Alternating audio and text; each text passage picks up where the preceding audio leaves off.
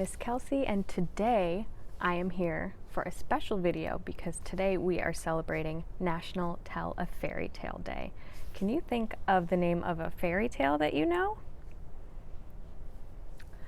So you may have seen some of these fairy tales in movies like Cinderella or Snow White, or you may have read them in a book like Hansel and Gretel or Jack and the Beanstalk. But we've all seen those movies, right? And I think we've all read those books too. And I don't know about you guys, but I like to be a little bit different. So today I'm reading a different kind of fairy tale. The title of this book is Reading Beauty. Can you think of the name of a fairy tale that sounds like that? That's right, Sleeping Beauty.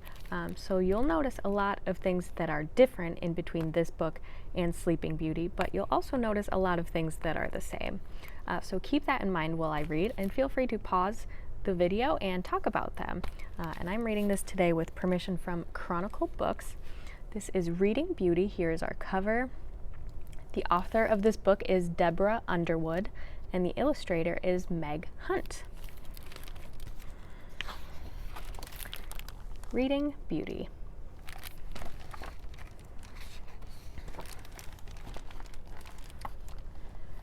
Once upon a planetoid surrounded by book lovers, a princess, Lex, read morning, noon, and night beneath her covers.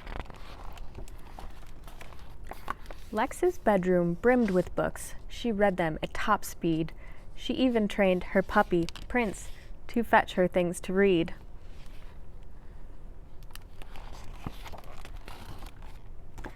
But on her 15th birthday, Lex awoke. Her books were gone.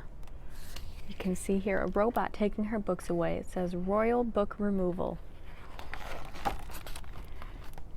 She raced to find her parents. Make them stop. What's going on? They answered with a story.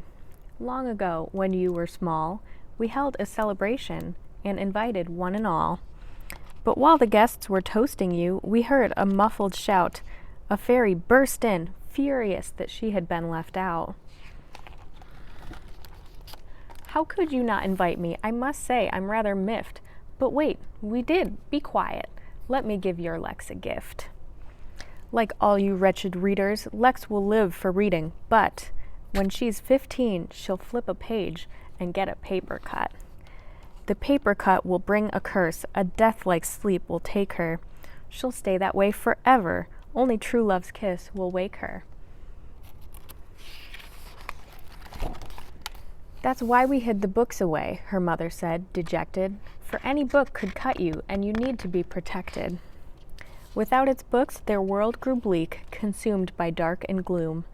Lex watched the shadows spreading from the windows in her room. It's all my fault, she said to Prince. I can't let things get worse. I'll fly to find the fairy, then I'll make her break the curse. Prince's nose picked up a scent. Good dog, those books, I need them. We'll bring a bot to pack them up and hold them while I read them. So she doesn't get a paper cut, right?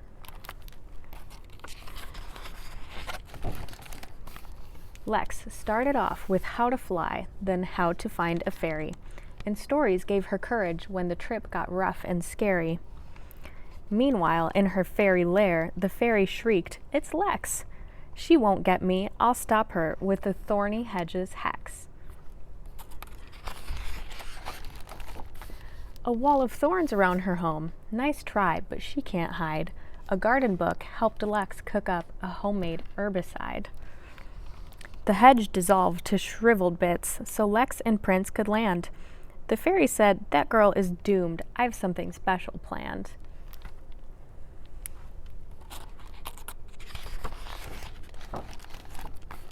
I'll tempt her with the thing she loves, a gorgeous poisoned book, entitled How to Lift a Curse. She'll have to take a look. Zap zip! A glowing book appeared. Prince sniffed. "What's this?" Lex said. The fairy listened through the door. No sounds. She must be dead.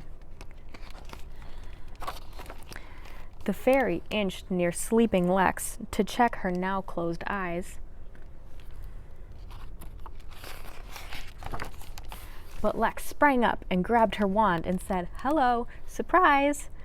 I got quite good at faking sleep when I was just a kid, so I could read past bedtime. Now, about that curse you did. That curse will last forever. You will never change my mind. Then Prince nudged Lex's leg and barked. Lex looked. What did you find? He's got a piece of paper. It says, you are invited to a royal ball to celebrate the birth of Princess Lex. You were invited to my ball. We thought this didn't reach you. Wait, can it be that you can't read? Don't worry, I will teach you. Me? Read? In her excitement, the poor fairy didn't think. She touched the book. She turned ghost white and crumpled in a blink. The fairy cursed herself, cried Lex. We need to help her, quick.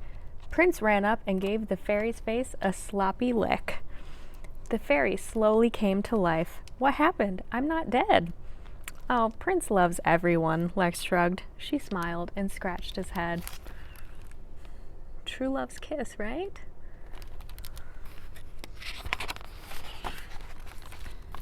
So Lex came home, the books came back, the land was filled with laughter.